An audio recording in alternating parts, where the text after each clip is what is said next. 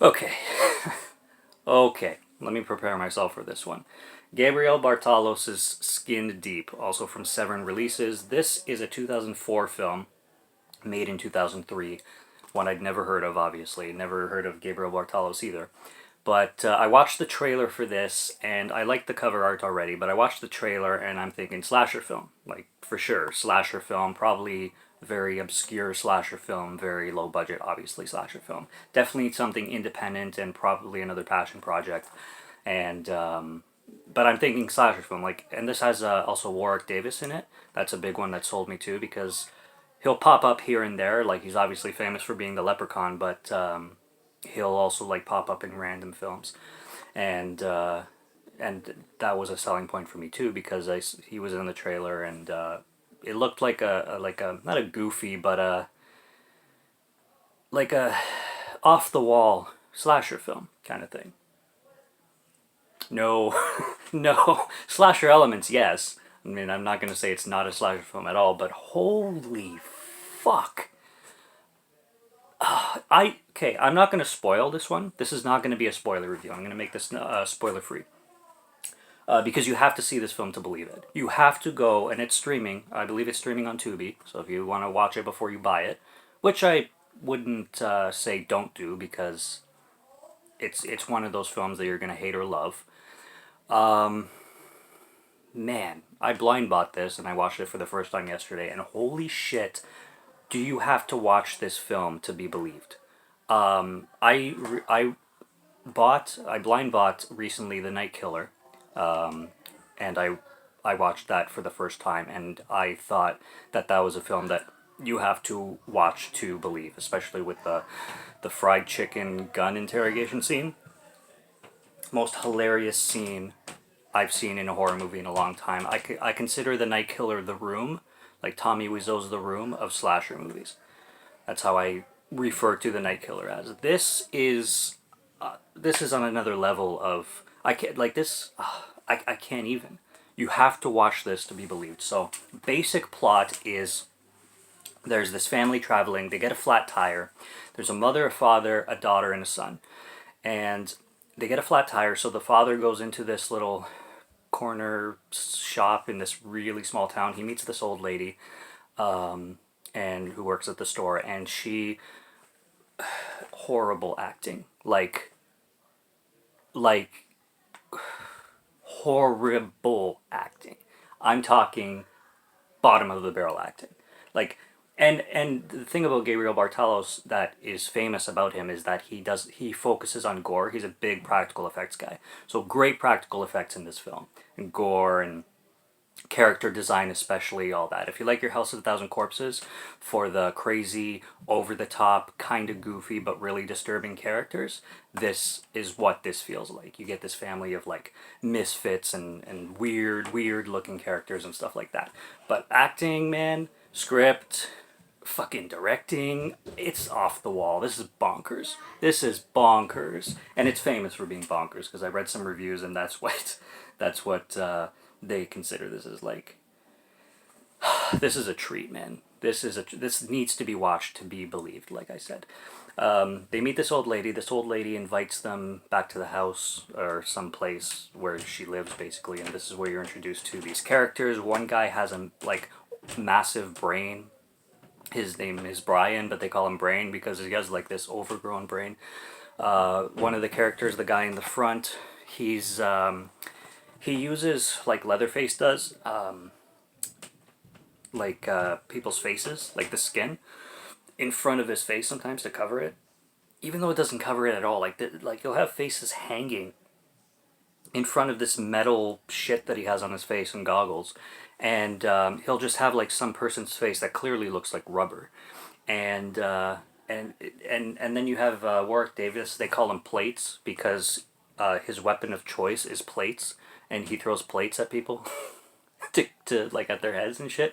So he has this backpack, and he's just whipping like plates all the time and chucking plates at people. It's hilarious, but this is more of a film. That's the basic plot, okay? But this is more of a film that has segments in it. Like there's just scenes that happen. The young girl is basically the the main focus of the story, and they focus mostly on her. There's a thing that goes on between her and Brain, or Brian, because Brian really takes a liking to this girl. And then there's just scenes like there's this scene with a car chase that I won't get too much into for spoiler sake. There's this scene involving her and Brian. There's a few of them actually, but there's one in particular that where they're sitting at a park and they have this weird conversation, and then something weird happens right after, where my jaw was on the floor. I'm like, what else is this film gonna throw at me? This is so over the top. I I don't know I don't know if I gave it a 2 out of 5 on Letterboxd, but I was like, this film almost deserves a 5 out of 5 just because of how much I've never seen anything like this before, and I mean it.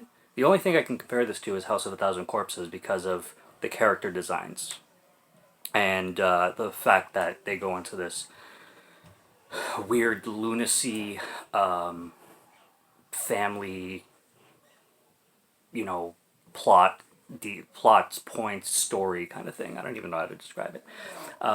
There's a biker gang of seniors, like a biker gang where nobody looks under 70 years old, 70. Like it's like old ladies, older men, missing teeth, and they just there's a scene where I don't know if they're in a garden or something like that. It kind of looks like a garden. And I'll just say it involves exploding heads. I'll just leave it at that. And then there's a scene where I'm not going to get too much into detail again, but you have this very older gentleman fighting Warwick Davis, a little person. And it's not, it's the directing choice, and I don't know what to call that scene. Like funny, horrific, action, dramatic. You have to watch this film to be believed. This is one of the most unique experiences I've had this year. No, this year this is the most unique experience I had, hands down. Okay, this is the most unique experience of 2021 that I have had. That's Brain, by the way. Dude with the oversized brain. Um, he's he's the one of the funniest characters in the film, but I will have to say he's the worst actor in the film. Brain is the worst actor of the film. Now, maybe that's how he was supposed to be. Maybe he's supposed to be a bad actor, and they did that on purpose. But good God, good God, nobody acts good at all in this film. Purpose or not, that's just the fact. Like the acting is horrendous in this film. I would just assume that they were trying to go for that. And again, this is not a film that cares or focuses on that anyway, so it doesn't really matter. Same with the script and all that. If you want the gore, and if you want the cool looking characters, the over the top weird looking characters, and if you want a weird is not the right word, okay? If you want a fucking how can I compare, because this film is very dreamlike, nightmare-like. You know when you have when you're dreaming and your dreams make like no sense? That's what this film is like. Like it's like there's scenes playing out. The scenes don't even really go together sometimes. Feels like just scenes happening. And the people will say and do random things that come out of nowhere. And like even the final villain, again, I'm going to avoid him outside of spoilers, but they take like two concepts and put them into one. And the final villain, you're just like, who came up with this? Like, whatever they're taking, I want some. Or like, like sometimes you watch something like this and you wonder, like, those people must have dropped acid when they wrote this script, man. Like, that's the only way. Or just woke up from some really bonkers dream and just started writing it down. Because, man, this film is crazy. yeah, I mean, I've said everything I can about it to keep this spoiler free, but this is from Severin, very recently released too, starring Warwick Davis, so that's good enough reason to check out this film alone. And he plays a bonkers character too. And yeah, I mean, restored. It's 2004, but the budget is so low that it actually feels more like 80s, 90s ish. But it's, again, a passion project. I looked into Gabriel Bartalos, and he knows he has a vision and he sticks to that vision. He likes the obscureness, but again, obscure I think is too light of a word for something like this. This is absolutely insanity. This is insanity right here. So it's a recommendation from me just to see it. Like it's hard to describe without seeing it. This is why I don't want to spoil it, because if I start talking too much about what happens in this film in detail, it'll just spoil the experience. So go watch Skin Deep. If you like low budget films, and if you like independent cinema, and if you like horror, like cheaply, not cheaply in a bad way, but cheaply made horror that's very practical. If you like that kind of stuff, this is a good one to watch. And like I said, it's streaming, so you don't have to drop the money if you want to watch it first. Nothing wrong with that. But if you want to support, it's out on Severin, and that's what I definitely recommend doing, is picking up the Blu-ray, because it looks great and it's loaded with special features. You get to check out a little bit more behind the scenes and what the characters, the cast, and the crew put into it and all that. So I love all that stuff. So that's why I usually just go straight for the buy. So, but that's Skin Deep. Check it out. It is freaking awesome. So subscribe to Morgan Film Fan if you like to listen to my voice, or if you like my film reviews. There's lots on the channel, so go check those out. Stay tuned for more. And I will be back soon. So until then, have a great night, and cheers.